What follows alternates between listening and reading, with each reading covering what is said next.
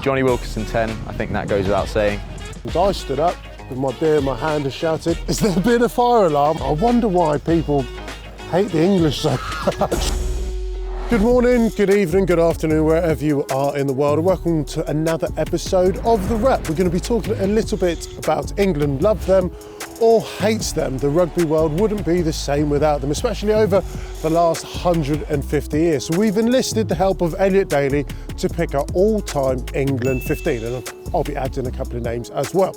And last week we asked you the simple question, who is the best rugby team in the world? And congratulations to Toulouse, who won the Heineken Champions Cup for the record 5th time. But unfortunately, they didn't get a look, and you are a tough audience to please, that's for sure. Anyway, this is what you had to say. So Louis Adam, he says Crusaders too strong. Forterito says Crusaders hands down. Manasseh, Crusaders enough said, double F. So down with the kids. Jerry also says Crusaders. A little bit of a theme here. Scratch Gaming, Crusaders team is better than an England team. Not joking. Is that banter? So there you have it. 87% of you said that Crusaders are the best rugby side in the world. Just imagine if we could have a World Club competition. So welcome to Ask Hugo this week. And the first question is, the Champions Cup final, really physical or just a little bit boring? Well, I think finals are always really exciting just because of the tension. Yes, we had some of the world's best players on the pitch, but it's probably a little bit more attritional than the flair jouet that we've become accustomed to with La Rochelle and Toulouse. The strangest bit of memorabilia Joe Takori got himself a corner flag. That is really cool. I can't think of anything massively strange. But in terms of memorabilia that I absolutely treasure, my British and Irish Lions blazer. 12 years ago, as a single lad, I was renting a place and I moved out in a hurry, shock, horror, probably not that organised. But anyway, long story short, I left it behind.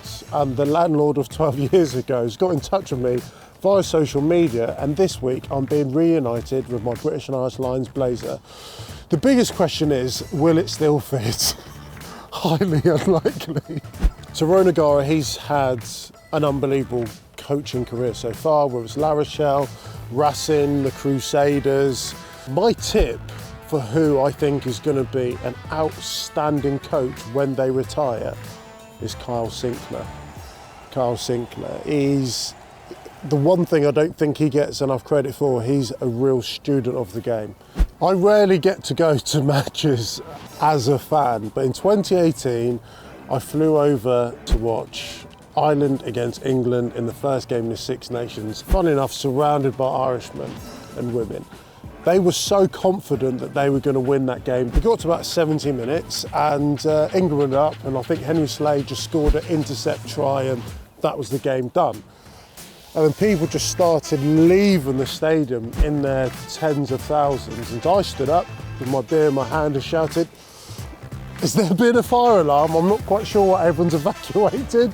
Funnily enough, it didn't go down that well, but it was just quite nice just to enjoy myself and fully immerse myself and be a proper England nosy, annoying fan. I wonder why people hate the English so much.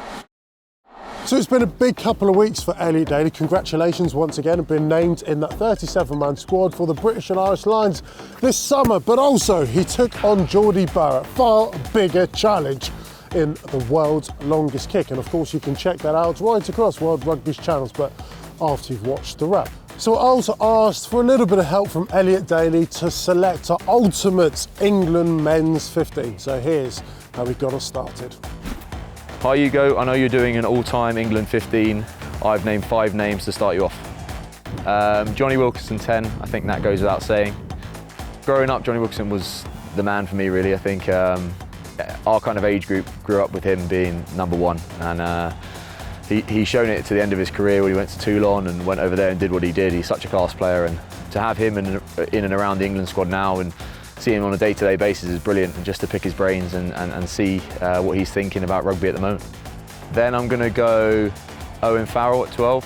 I think he's been at the top of his game for years and years now, and to get 93 caps or 94 caps, however many he's on at the age of 29, is an unbelievable achievement. Jason Leonard, definitely in there, the most caps Englishman ever. Then I'm going Jason Robinson, 15. I think he was just electric every time he touched the ball and always seemed to make things happen. Oh, he's guessed him. What a burst by Robinson. 9, I'm going to go Ben Youngs. I think to get 100 caps for your country is an unbelievable achievement, and he's done it and still at the top of his game.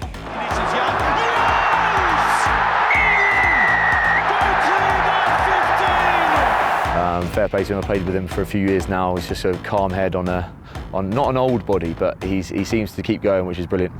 So thanks, Elliot, for your team. You've selected 5 players. At number 1, Fun Bus Jason Leonard. Hard to disagree with that. 114 caps, absolute legend on and off the pitch.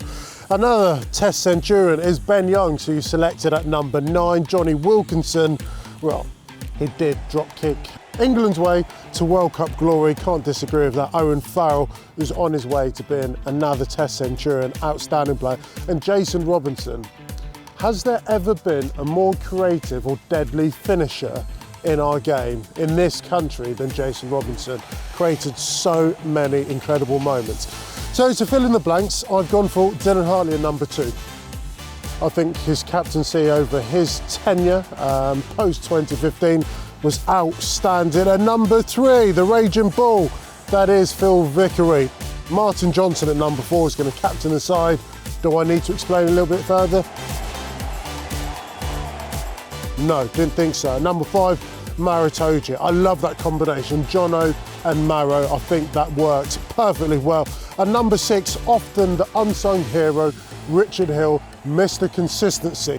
Tom Curry at 7, at the age of, how old is he, 21 or 22? But I just think he is an unbelievable player, if not the best 7 in the world at the moment. So anyway, let us know what you think. At 8, the man called Verlol, Lawrence Delalio. If you've not seen his Jersey Tales of World Rugby, then make sure you check that out. But Lawrence Delalio, another World Cup winner. At 11, Johnny May. He, I think, is now 2nd or 3rd on England's all-time try scorers list. A phenomenal finisher. At 13, I've gone for Jerry Guscott, one of the most naturally talented 13s this country has ever produced. Guscott, can he go all the way? An imperious dummy, and he can. And at number 14, Josh Lucy, a hell of a player. So there you are. Then there's our team. Between Elliot Daly and myself, I'm sure we've raised a few eyebrows, but agree, disagree, just get in touch. So that's all we've got time for in this week's episode of The Wrap. And don't forget to make sure that you tune in to Ultimate Rugby Challenges, which is dropping this Friday. You don't want to miss that. Take care. Have a great week. Hi, I'm Lee Williams. This is Malachi Fekitoa. And this is the world's highest catch. Oh yeah. It's too hard. I don't know how I can catch that. That is so high.